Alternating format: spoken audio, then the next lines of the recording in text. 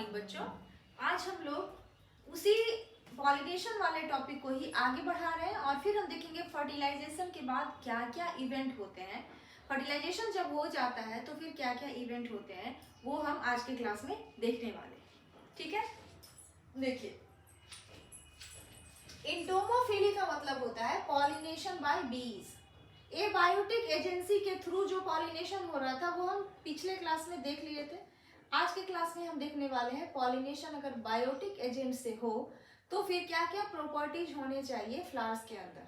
ठीक है, अब देखिए पॉलिनेशन अगर बीज से होता है उसके लिए टर्म क्या आया है, इंटोमोफिली। ठीक है, 80% पॉलिनेशन जो होता है बीज के थ्रू होता है, यानी सबसे ज्यादा पॉलिनेशन इस अर्थ पे बीज के थ्रू ही होता है। बीज जो होते हैं वो मोस्ट कॉमन बायोटिक एजेंट होते हैं। 80% पॉलिनेशन अर्थ पे बीज ही करवाते हैं। अगर बीज के थ्रू पॉलिनेशन होगा तो पॉलन ग्रेन्स को स्टिकी होना चाहिए। अब देखिए एयर के पॉलिनेशन में, विंड पॉलिनेशन में हमने क्या देखा था कि पॉलन ग्रेन्स को लाइट होना चाहिए, नॉन स्टिकी होना चाहिए, पर यहाँ हम क्या देख रहे हैं, पॉलन ग्रेन्स को स्टिकी होना चाहिए ताकि फ्लावर के ऊपर अगर बीज या कोई भी अदर इंसेक्ट बैठे तो फिर उनके बॉडी पार्ट्स पे पॉलन ग्रेन्स चिपक जाए। स्टिकी होंगे तभी ऐसा पॉसिबल है। तो पॉलन ग्रेन्स को स्टिकी होना चाहिए, लाइट तो होना ही चाहिए। फ्लावर को कैसा होना चाहिए, बहुत ही खूबसूरत होना चाहिए, कलरफुल होना चाहिए, उनके पास खुशबू होना चाहिए। अगर खूबसूरत नहीं है तो, अगर बहुत कलरफुल नहीं है तो उनके अंदर खुशबू होना चाहिए, ऑर्डर अच्छा वाला ऑर्डर होना चाहिए ताकि उनकी तरफ इंसेक्ट या कोई अदर एनिमल अट्रैक्ट हो, है ना। फिर उनके पास नेक्टर होना चाहिए ताकि नेक्टर के लालच में, जो फूलों का रस होता है उसके लालच में पॉलिनेटिंग एजेंट्स उनकी तरफ अट्रैक्ट हो। हम एनिमल्स लालची होते हैं ना कुछ लालच चाहिए तभी हम कोई काम करते हैं। तो फ्लावर प्लांट्स जो है इस बात को समझते हैं तो वो कुछ रिवॉर्ड भी देते हैं हमें मतलब बीज को। तो क्या रिवॉर्ड देते हैं भाई, क्या रिवॉर्ड है जो प्लांट दे रहा है पॉलिनेटिंग एजेंट जैसे कि बीज को। तो उसमें पहला तो है कि रस मिल रहा है, वहां से नेक्टर मिल रहा है। तो नेक्टर क्या है, उनका रिवॉर्ड है। वो फ्लावर बुलाते हैं, आजा आजा मेरे पॉलन ग्रेन्स को ले जाओ, बदले में मुझसे रिवॉर्ड के रूप में नेक्टर ले जाओ। तो पहला रिवॉर्ड क्या है, नेक्टर के लालच में पॉलन ग्रेन्स आते हैं। दूसरा रिवॉर्ड क्या है, पॉलन ग्रेन्स। अब हमको पता है कि पॉलन ग्रेन्स में बहुत ही ज्यादा न्यूट्रिशनल वैल्यू होता है, इतना अच्छा वैल्यू होता है कि जो एथलीट्स होते हैं ना वो उसको कंज्यूम करते हैं। पॉलन ग्रेन्स का टैबलेट्स मिलता है मार्केट में, तो और उसको एथलीट्स हैं या फिर रेसिंग हॉर्स है उसको कंज्यूम करते हैं और अपने परफॉर्मेंस को एनहेंस करते हैं। इतना अच्छा उसमें न्यूट्रिशनल वैल्यू होता है। तो फ्लावर्स क्या करते हैं, या तो नेक्टर देते हैं रिवॉर्ड के फॉर्म पे या पॉलन ग्रेन देते हैं, बोलते हैं कुछ पॉलन ग्रेन तुम खा लो और कुछ को ले जाओ, मेरा पॉलिनेशन करवा दो। ठीक है, और तीसरा उनके लिए एक सेफ प्लेस देते हैं टू ले एग्स को ले करने के लिए सेफ प्लेस देते हैं फ्लावर पॉलिनेटिंग एजेंट्स को। और उसमें बहुत अच्छा एग्जाम्पल है हमारे यहाँ यक्का प्लांट और प्रोनुबा मॉथ, ये एक एग्जाम्पल है। एक और एग्जाम्पल है एमॉर्फोफैलस फ्लावर, जो 6 फीट हाइट का एक फ्लावर ही होता है। जनरली किसी इंसान का हाइट 6 फीट 6'2", 6'3", इससे ज्यादा जनरली नहीं होता है, लेकिन एक फ्लावर का हाइट है 6 फीट का, एमॉर्फोफैलस उसका नाम है। उसके अंदर मॉथ जाकर एग ले करते हैं, तो उनको क्या हो जाता है, एक सेफ प्लेस मिल जाता है एग ले करने के लिए। और बदले में वो क्या करते हैं, जब वो घुसते हैं और निकलते हैं फ्लावर के अंदर से तो उनके ऊपर पॉलन ग्रेन्स चिपक जाते हैं, क्योंकि पॉलन ग्रेन्स जो होते हैं वो कैसे होते हैं, स्टिकी होते हैं, चिपक जाते हैं। फिर वो जब दूसरे फ्लावर पे जाते हैं तो इस तरह से वहां जाकर क्या कर देते हैं, पॉलन ग्रेन्स को डस्ट कर देते हैं, तो पॉलन ग्रेन वहां झड़ के गिर जाते हैं। तो इस तरह से पॉलिनेशन हो जाता है। तो फ्लोरल रिवॉर्ड क्या क्या मिलता है बच्चों, फ्लोरल रिवॉर्ड में हम 3 नाम याद रखेंगे, nectar, pollen grains and safe place to lay eggs. ठीक है, ये 3 है जो मिलता है किसी भी प्रिंसिपल को अगर वो पॉलिनेशन करवाते हैं। अब है हमारा पॉलन पिस्टल इंटरेक्शन। अब पॉलन ग्रेन का ट्रांसफर तो हो गया, यानी पॉलिनेशन हो गया। अब अगर पॉलिनेशन हो गया है, यानी एंथर से स्टिग्मा पे पहुंच गया है पॉलन ग्रेन, तो अब उसके आगे क्या होता है? क्या होता है, देखिए क्या होता है। जब ये पॉलन ग्रेन स्टिग्मा पे लैंड किया तो यहाँ पे क्या होती है, कॉम्पैटिबिलिटी टेस्ट की जाती है। यानी कि जो स्टिग्मा है वो पहचानता है, आइडेंटिफाई करता है कि ये पॉलन ग्रेन क्या हमारे ही स्पीसीज का है।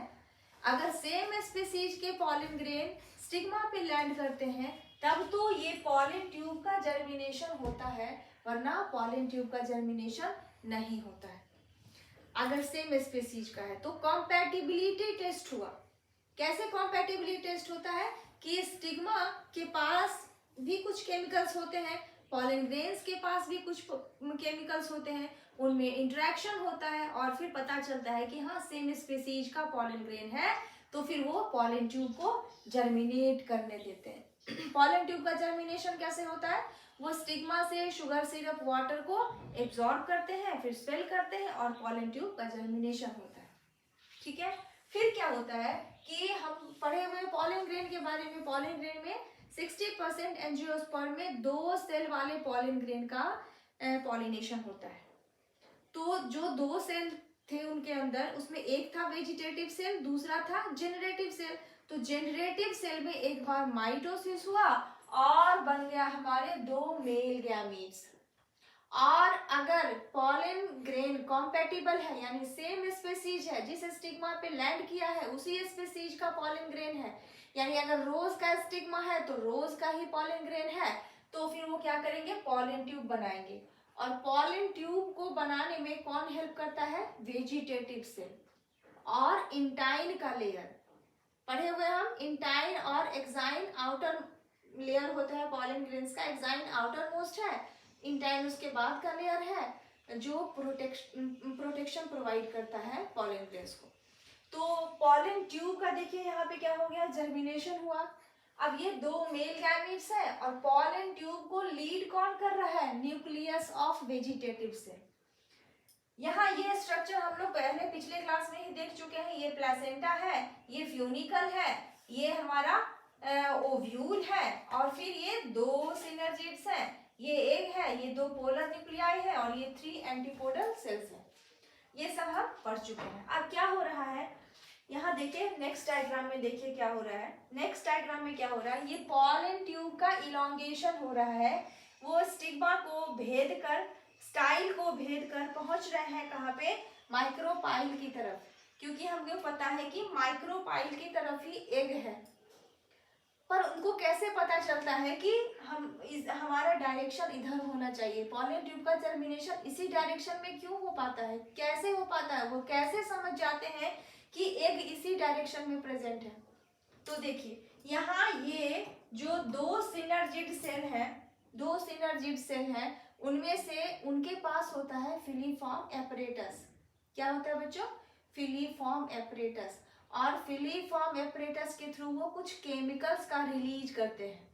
जब वो केमिकल्स रिलीज करते हैं तो ये पॉलन ट्यूब गाइड होता है उस केमिकल्स के थ्रू, और केमिकल्स को गाइड करके केमिकल्स के थ्रू सिनर्जिड पॉलन ट्यूब को गाइड करके यहाँ तक उसको जर्मिनेट करवाता है, सही जगह पे पहुंचाता है।